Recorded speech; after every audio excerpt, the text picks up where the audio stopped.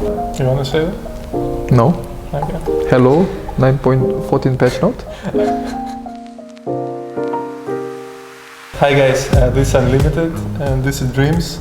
We're doing the rundown of the patch 9.14. Okay, wait. Teamfight tactics patch notes. This is important. Oh, sorry. What do you mean this is important? Okay. Let's move to. Are we playing teamfight tactics? Let's move to the less important stuff. Blitzcrank. That will be good into many ranges. I think it will be stronger versus like shielding champions, Lulu, Janna. I mean, basically, Blitz was already pretty good versus range support, but now I guess it's gonna be really broken. If you ever blind range support, you're gonna get punished. The Renekton has a similar change, but since there are less shielding champions in top lane, I guess it's less impactful. But I do think he will still change some matchups like versus Camille. He will remove the Camille passive, probably. Yeah, that's true. I think he was already good at these matchups, but he's probably gonna be even better now. Katarina are useless. I think it's pretty much same. One trick point is be like, wait, can I use this for it or? Yeah.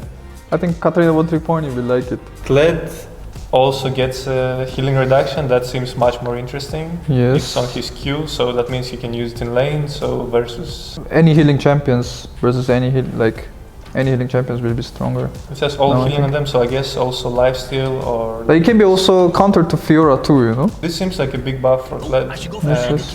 Later in the game, it's probably even more impactful. Like people usually don't have enough gold and slots to buy items to reduce healing, so having a Kled in your team would be a good substitution, I think.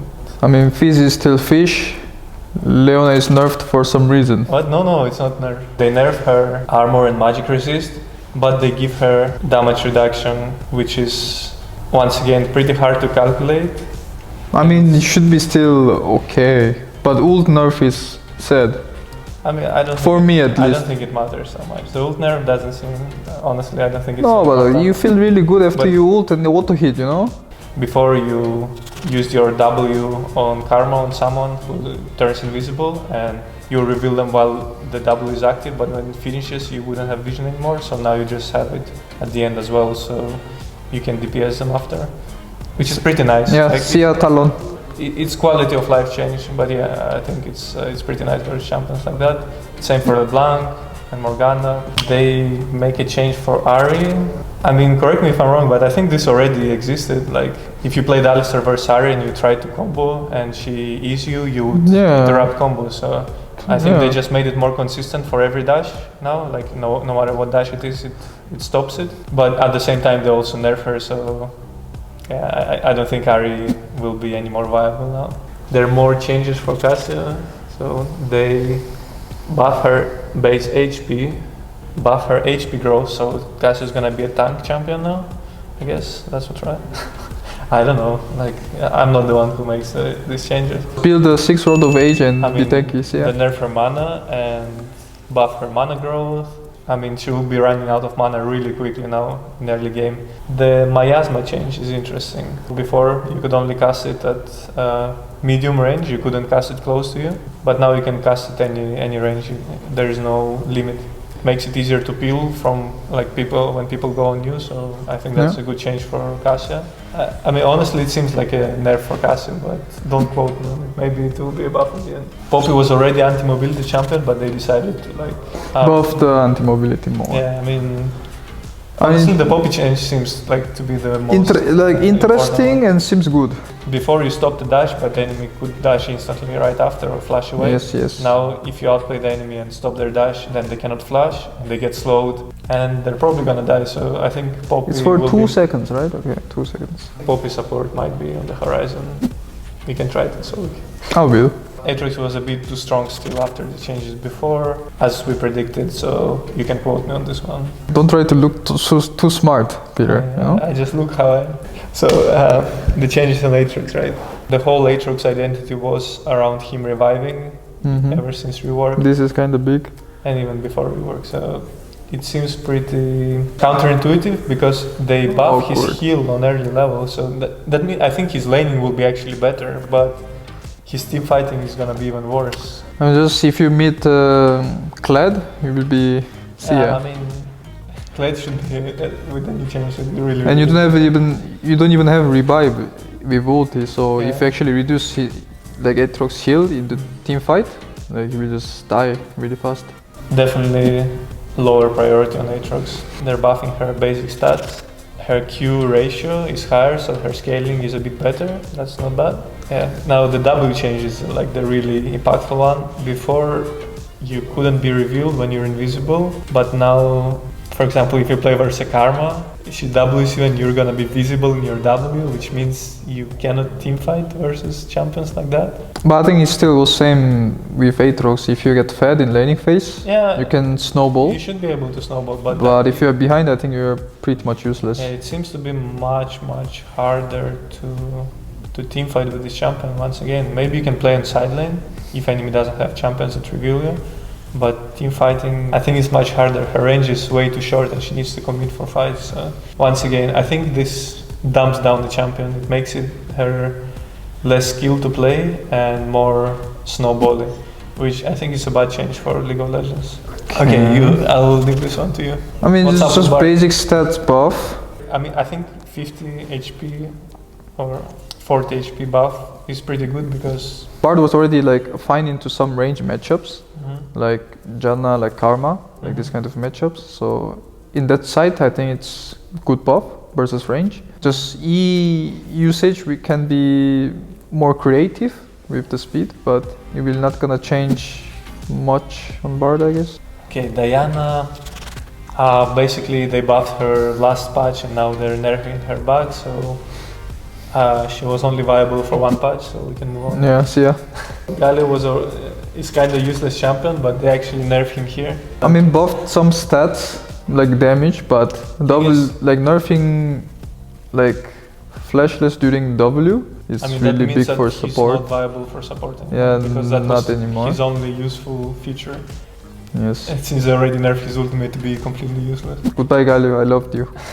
So Lux was way too strong in previous patches. The shield is a bit smaller because it's not the double shield. Like it's like 1/3 of the shield less than it was before. But still, it stacks and amount will be like only 100 less. And the R change, now you don't reset cooldown anymore when you kill a champion.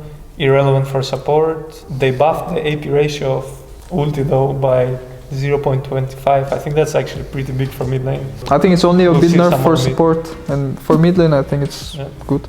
So okay, I didn't read Malphite, so yeah. I mean the changes were a bit weird. It's hard to really understand, but it's more like quality of life and like it feels better, I guess. What do you mean quality of life of Malphite? He's just stone.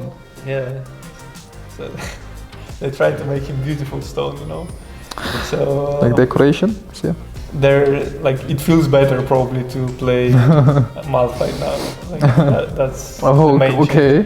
Kind of rework his W. So now instead of splash around you do like Titanic Hydra splash in front of you. I cannot really tell. No one plays Malphite. Probably no one will play Malphite anyway. So I'll just. I mean, we still the same. You know, it's Malphite also have some good matchups. Like he will just play into it, you know. Okay, Mordekaiser, he was a bit too strong previous patch, so they're nerfing his passive, which people are saying is broken, and his E's passive, which is also broken because even if you stack MR, you still get one shot. So Mordekaiser will be a bit more balanced next patch. Pyke. So E skill stuns the minions, but still don't do any damage. Yeah, and ultimate damage reduced if you don't execute. Yeah, but now you get more gold, right? Yes. If I execute, then I get more gold. Why I'm saying I? Because I like Pyke. Okay. You identify as Pyke. I'm pretty sure Lee-Sang will like this. If you don't execute the enemy champion, you will use it as a like gank setup or like some setups, you know. So it will not gonna be big difference. But I think it's even just better, I would say. This is just good for Pyke. So they kind of reworked Swain. It's not the same champion anymore.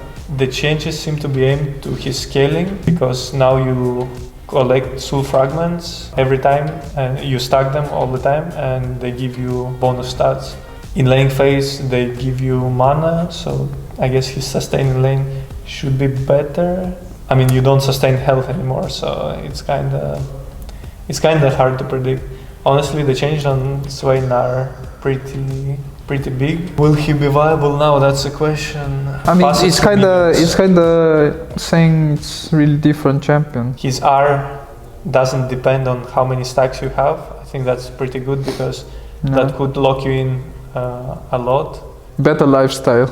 Yeah, I think definitely it's better for him.